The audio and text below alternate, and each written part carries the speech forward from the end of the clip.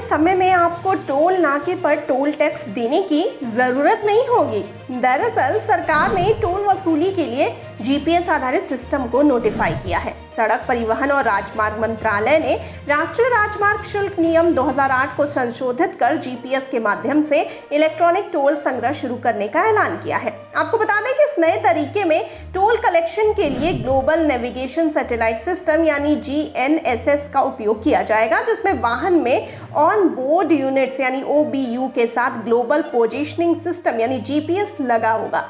ये फास्टैग और automatic number plate recognition यानी ANPR तकनीक जैसी मौजूदा प्रणालियों से अलग होगा। एक्सपर्ट्स का कहना है कि एक बार ये सिस्टम पूरी तरह लागू हो जाने के बाद देश भर में टोल नाके की जरूरत नहीं रहेगी, ना ही टोल प्लाजा पर लंबा जाम लगेगा। यह वाहन चालक का समय भी बचाएगा और टोल टैक्स कलेक्शन बढ़ाने का भी काम करेगा।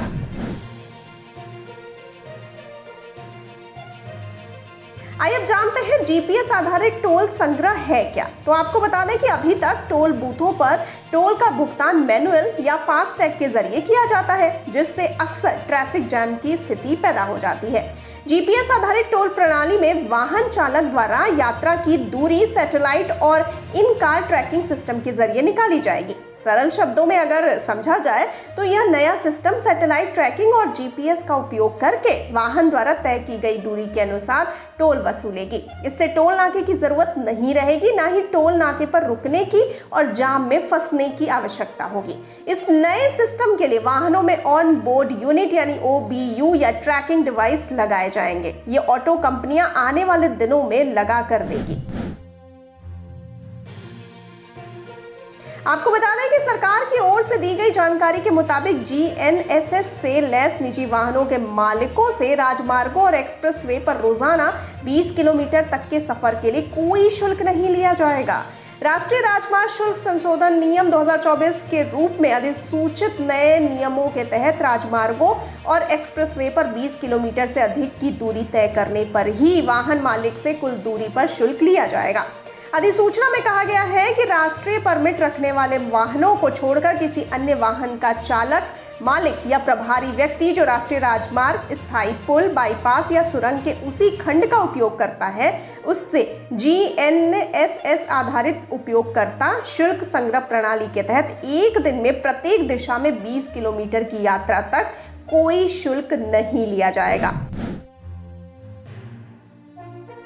आपको ये भी बता दे चलें कि सड़क परिवहन मंत्रालय ने जुलाई में ये कहा था कि उसने फास्टैग के साथ एक अतिरिक्त सुविधा के रूप में चुनिंदा राष्ट्रीय राजमार्गों पर उपग्रह आधारित टोल संग्रह प्रणाली को पायलट आधार पर लागू करने का फैसला किया है।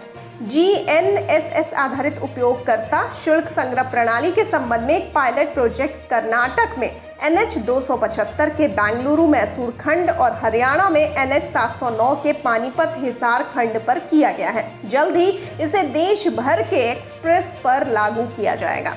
आइए अब जानते हैं कि यह फास्टैग से किस तरह से अलग है। तो आपको बता दें कि सैटेलाइट आधारित टोल सिस्टम GNSS तकनीक पर है, जो गाड़ी की सटीक स्थान ट्रैकिंग प्रदान करती है। यह अधिक सटीक दूरी आधारित टोलिंग के लिए जीपीएस और भारत के GPS aided GEO augmented navigation यानी GAGAN सिस्टम का उपयोग करता है। आइए अब जानते हैं नया टोल संग्रह काम कैसे करेगा। तो आपको बता दें कि वाहनों में ऑन बोर्ड यूनिट्स लगाए जाएंगे जो टोल संग्रह के लिए ट्रैकिंग डिवाइस के रूप में काम करेंगे। OBU राजमार्गों पर वाहन को ट्रैक करेगा, जिससे यात्रा की गई दूरी की गणना होगी। वहीं GPS और GNSS टोल गणना के लिए सटीक दूरी माप सुनिश्चित करेंगे। OBU सरकारी पोर्टल के माध्यम से उपलब्ध होंगे। फास्टैग के समान ही उन्हें वाहनों पर बाहरी रूप से स्थापित करने की आवश्यकता होगी। हालांकि वाहन निर्माता पहले से स्थापित OBUS वाले वाहन पेश करना शुरू कर सकते हैं। एक बार ये सिस्टम चालू हो जाने के बाद टोल शुल्क स्वचालित रूप से यात्रा की गई दूरी के आधार पर लिंक किए गए बैंक खाते से काट लिया जाएगा। चयनित राष्ट्रीय राजमार्ग खंडों पर पायलट परियोजनाएं GNSS आधारित टोल प्रणाली का परीक्षण जल्द शुरू करेगा। आपको बता दें कि वर्तमान में NHAI सालाना लगभग 40,000 करोड़ रुपए टोल राजस्व एकत्र करते हैं। अगले 2 से 3 वर्षों में यह बढ़कर 1.4 खरब रुपए हो जाने की उम्मीद है, क्योंकि नई टोल संग्रह प्रणाली पूरी तरह से लागू हो गई है। NHAI का लक्ष्य इस प्रणाली को मौजूदा फास्टैग सेटअप के साथ इंटीग्रेटेड करना है, जिसमें हाइब्रिड मॉडल का उपयोग किया जाएगा, जहां RFID आधारित और GNSS आधारित दोनों टोल सिस्टम एक साथ काम करेंगे। टोल प्लाजा पर अलग GNSS लेन उपलब्ध होगी ताकि नई प्रणाली से लैस वाहन बिना रुके गुजर सके। तो आपका इसको लेकर क्या कहना है? अपनी राय हमें जरूर बताएं।